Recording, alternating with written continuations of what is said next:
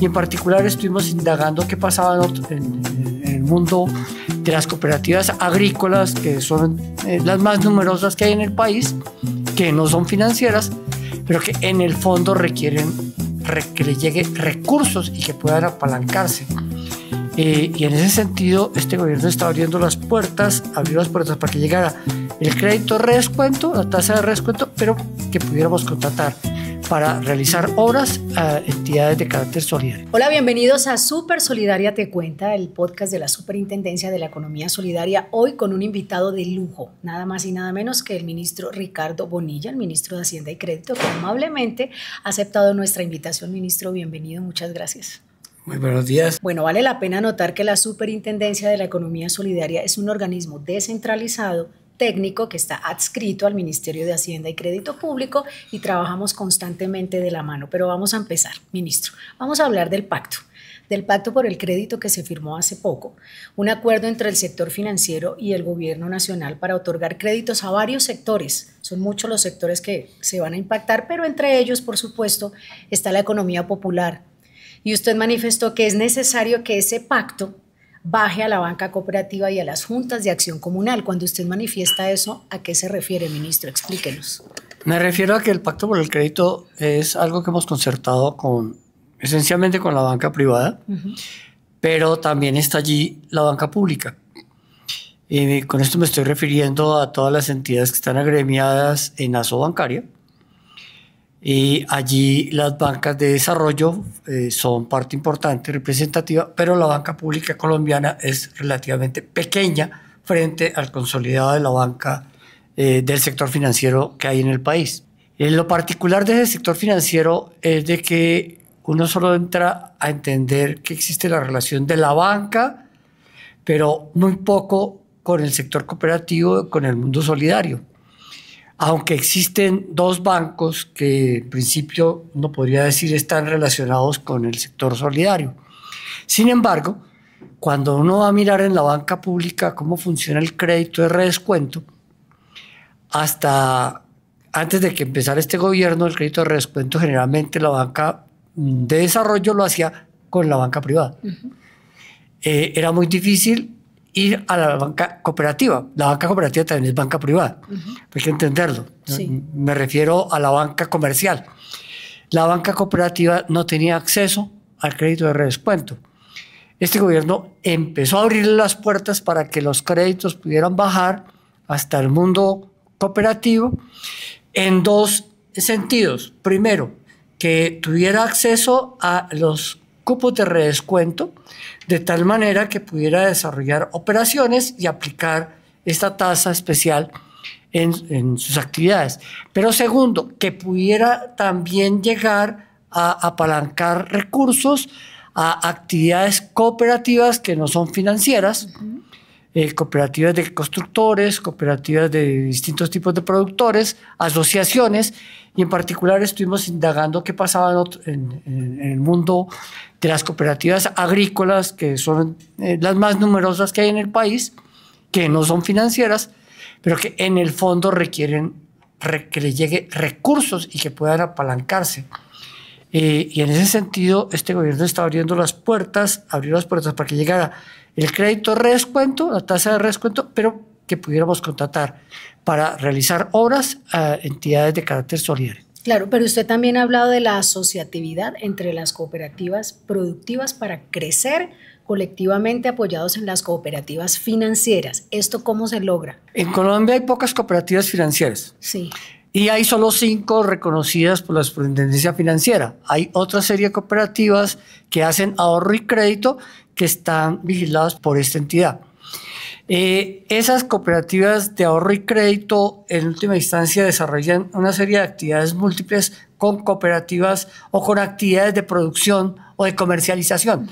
La mayor parte son de comercialización, pero nos interesa mucho que se fortalezca la asociatividad entre los productores y por eso particularmente examinamos el mundo rural, porque los pequeños productores, el minifundio en particular, tiene muchas dificultades para llegar a los mercados y depende de los intermediarios. En realidad, si se asocian, pueden ellos mismos hacer cadenas de comercialización pueden construir cadenas de frío y pueden construir cadenas de transformación, de tal manera que en las mismas veredas el producto que se recoge, que se cosecha, puede llegar a un nivel mayor de transformación y vender valor agregado. Para eso realmente el productor individual tiene muy poca capacidad de hacerlo, pero el productor asociado sí lo puede hacer, y entonces pueden perfectamente construir los centros de acopio, las cadenas de frío, los centros de transformación y la comercialización. Claro, eso suena maravilloso, ministro. ¿Y se está haciendo? Es decir, ¿ya hay actividades y planes concretos para que eso se logre, esa maravillosa idea que usted tiene? Digamos que ese es un proceso que en Colombia lleva más de medio siglo, pero ha tenido desarrollos más organizados en algunas actividades, particularmente la cafetera es la que tiene las cooperativas más grandes y el acopio de leche. También, ¿no? Sí. Y el acopio de leche, pero uno va a mirar el resto y son procesos que van madurando muy lentamente. Paulatinamente. Y la idea efectivamente es consolidar en la actividad agrícola, que es la que más está creciendo, entre otras cosas, y la que más nos interesa desarrollar en términos de la reforma agraria que se está avanzando, de que estos productores no solamente tengan su pedazo de tierra, sino que se asocien y generen valor agregado. Esa es la propuesta que se está haciendo y se está avanzando con ella, pero hay que fortalecer y acelerar ese proceso. Claro, este es un gobierno que tiene una firme meta de democratizar el crédito. Se ha firmado este pacto hace 2 meses. ¿Cómo van los resultados? ¿Hemos logrado llegar a ese término que usted menciona y que me gusta tanto, a la Colombia profunda? Es muy poco tiempo de todas maneras, ¿no? Llevamos solamente 2 meses, pero sí se ve como una reactivación. El pacto por el crédito está planteado en términos de que la banca se compromete, la banca comercial y pública, sumada, Sí. se compromete a garantizar un recurso de 55 billones adicional a lo que normalmente desarrolla como actividad. En ese sentido, es decir, hay una meta de desarrollo de crédito, que es la actividad que normalmente hace la banca, pero aquí se trata de poner 55 billones de pesos adicionales en 18 meses. 18 meses de los cuales ya el pacto ha cumplido 2. En esos 2, en el primer mes, en conjunto, está identificado además para fortalecer 5 sectores. Los sectores de vivienda, el sector de turismo, el sector de reindustrialización, sector de energías renovables y una cosa genérica que llamamos economía popular, que en la práctica es la microactividad colombiana, que tiene más de 6 millones de personas según el DANE y la encuesta de microempresas. Claro. En el primer mes, a esos 5 sectores, la banca le prestó 10.6 billones. Eso significa que en el primer mes hubo un crecimiento del 26% y que de esos 55 billones, que es lo adicional, en el primer mes ya colocaron 3. Eso fue el mes de septiembre de este año. Ya tenemos un segundo informe del mes de octubre, la Superintendencia Financiera lo tiene colgado en su página. Ese informe del mes de octubre dice que en ese segundo mes a esos 5 sectores, 5 actividades, se le prestaron 13 billones de pesos y que la meta de los 55 ya tiene colocados 8 y que no son ideas simplemente de colocación, no son solicitudes, sino que son desembolsos efectivos de crédito reales y que hay una cola de espera para el mes de noviembre para seguir desembolsando, identificando solicitudes de crédito y desembolsando. Las solicitudes más importantes se han concentrado en la reindustrialización. La segunda solicitud está concentrada en vivienda y en turismo, es la tercera. La más rezagada, desafortunadamente, sigue siendo la de la economía popular, lo que refleja que siguen habiendo muchas dificultades para aterrizar procesos de crédito a esas actividades de la vida cotidiana, de las cuales lo que requieren son créditos entre 300.000, 1 millón de pesos mensual, cosas por ese estilo, pero sobre las cuales la mayor dificultad son las garantías. Entonces, a este proceso del Pacto por el Crédito se le está apoyando con un manejo en el Fondo Nacional de Garantías para darle recursos adicionales que permitan que esos recursos estén apalancados y asegurados. Ministro, hay un tema que hace algunos meses generó cierta polémica y es el tema de que el sector cooperativo tendría o tiene un gran potencial para convertirse en proveedor del Estado y de las compras públicas. A esa propuesta, pues mucha gente le pareció bien, a otra gente no. Explíquenos un poco si eso es posible en Colombia y por qué sí sería beneficioso hacerlo y si se puede lograr. Debe ser posible en Colombia como es posible en otras partes del mundo. Claro. El hecho es de que hoy a las actividades asociadas prácticamente se les identifica como unos proveedores marginales. Ajá. Y que cuando uno va a ver las grandes contrataciones públicas y privadas, se concentran en empresas que ya están fuertemente consolidadas, que tienen todo un estatus y que entonces por el solo nombre se llevan por delante a los demás. Pero en la práctica esas entidades no tienen los recursos ni tienen los bienes y servicios. Lo que hacen es bajar y buscar a esos proveedores, pero pagarles a un precio bajo, en lugar de pagarles al precio que realmente le está pagando el Estado o la empresa privada que les está comprando. Sí. Entonces, la idea es, ¿por qué no vamos a los proveedores en términos de los manufactureros de pequeña escala o aquellos que están desarrollando la pequeña transformación y les compramos directamente a ellos, pagándoles el precio del mercado y no un precio de intermediación? Es romper las cadenas de intermediación en términos de garantizarle a los pequeños productores precios efectivos. Bueno, cerramos ya el tercer trimestre del 2024, el crecimiento de la economía fue de un 2%, el sector agrario fue uno de los que más se disparó. El gobierno viene trabajando pues en todas estas acciones para reactivar la economía. ¿Este resultado de este trimestre es el producto de ese trabajo que ustedes vienen realizando? Colombia, después del COVID, sí, de la gran recesión, tuvo 2 años fuertes de crecimiento que fueron 21 y 22, y el gran interrogante siempre fue ¿cómo se creció? Que parece un milagro económico. Y la respuesta es sí, se creció fuerte, pero a punta de deuda.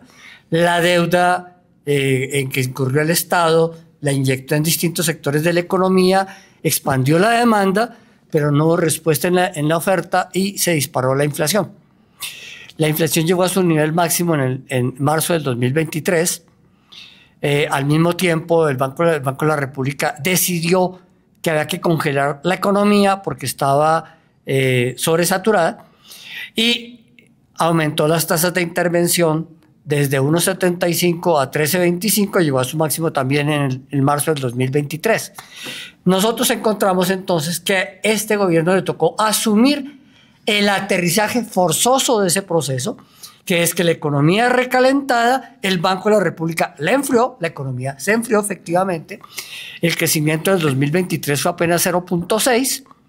Este no es una situación que es exclusiva de Colombia, es un aterrizaje que se dio en todo el planeta y que en el 2024 todo el mundo está buscando cómo recuperar el crecimiento. Colombia va a terminar este año con un crecimiento que puede estar alrededor de 1.8, del 1.8 al 2 consolidado.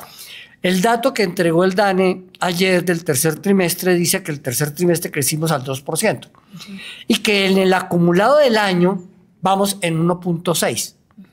Es decir, que necesitamos crecer al 2, a algo más del 2, 2.3, 2.4 en el cuarto trimestre para poder terminar por encima de 1.8, que es lo que está proyectado. ¿Usted es optimista? ¿Cree que lo vamos a lograr? Creo que lo vamos a lograr, sí, porque estamos, efectivamente lo que está mostrando las cifras del DANE es que cada trimestre va subiendo paulatinamente. Okay. Y aquí lo que es importante es que estamos recuperando el crecimiento con la infraestructura existente y no apuntalando el mercado a punta de deuda. Okay. Es decir, ese expediente de deuda con que se creció en los años 21 y 22 no lo tenemos. A la inversa, en el 23-24 lo que hemos tenido es que pagar la deuda buena parte de la deuda con la que se creció en el 21 y 22. Es decir, a nosotros nos tocó, como se dice cotidianamente, la época de las vacas flacas. Exacto. Las vacas gordas fue a punta de crédito en el 21-22, las vacas flacas en el 23-24, pagando esa deuda con la cual se creció en los años Ministro, anteriores. y este comportamiento de estos 2 últimos semestres, en el que usted es muy optimista, ¿nos podría de pronto vislumbrar que para el 2025 vamos a tener vaquitas gorditas? Vamos a recuperar, seguimos recuperando paulatinamente el crecimiento. Okay, sí. Pero el crecimiento promedio a largo plazo de Colombia es 4%.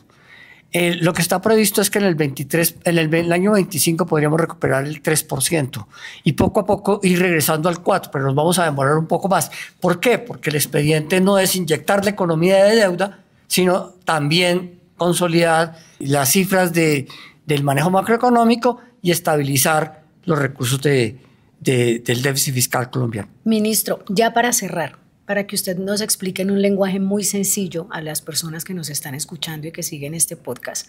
En este gobierno se ha dicho muchísimas veces, de hecho en el plan de desarrollo está en el plan nacional, que la economía solidaria es la base del crecimiento económico en nuestro país. ¿Por qué? ¿Qué quiere decir eso de manera sencilla? La economía solidaria desafortunadamente es muy pequeña en Colombia, pero es la base, quiere decir que en el trasfondo de la construcción de la economía colombiana existe una actividad dispersa de pequeños productores que hacen distintas cosas.